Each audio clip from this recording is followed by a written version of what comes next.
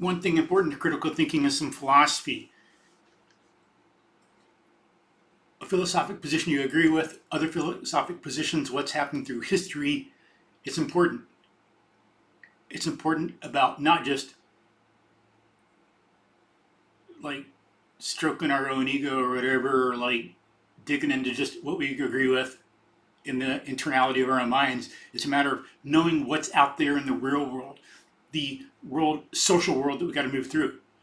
As Albert Einstein said, he was responding to Robert A. Thornton, a physics professor at the University of Puerto Rico.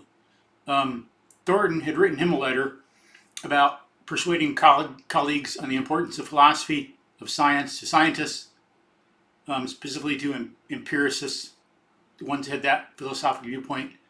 And Einstein wrote back to him, and this is from 7 December 1944.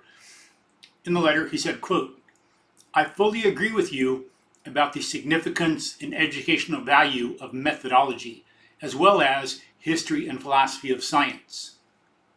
So many people today, and even professional scientists, seem to me like someone who has seen thousands of trees but has never seen a forest. A knowledge of the historic and philosophical background gives that kind of independence from prejudices of his generation, from which most scientists are suffering. This independence created by philosophical insight is, in my opinion, the mark of distinction between a mere artisan or specialist and a real seeker after truth." Unquote. Amen. It's not your fault, not our fault. Better culture, better educational system. If we had that, we would have learned philosophical viewpoints in high school. It would be recognized how important and critical this is in ourselves, in accomplishing things, and having the right methodology and cognitive framework, cognitive set, and all that stuff to understand a certain field and to understand the breadth of human experience. That would have been taught to us. It's not our fault. We got to make up for it. It's like we're victims. So, not the culture in general, just aspects of it, just from certain bad philosophers and bad intellectuals, not everybody. It's not the system or the culture, but certain people who have influenced it for the worse. So, that's what I highly recommend. Dig into some philosophy, even at a basic level. You don't got to study philosophy as a career.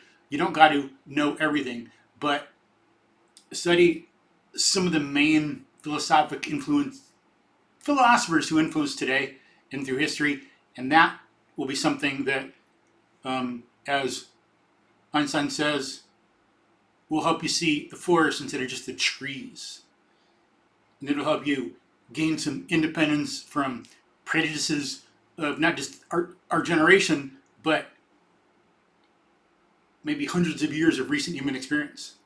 So do that, please. Study some philosophy, and that'll help you be a better critical thinker.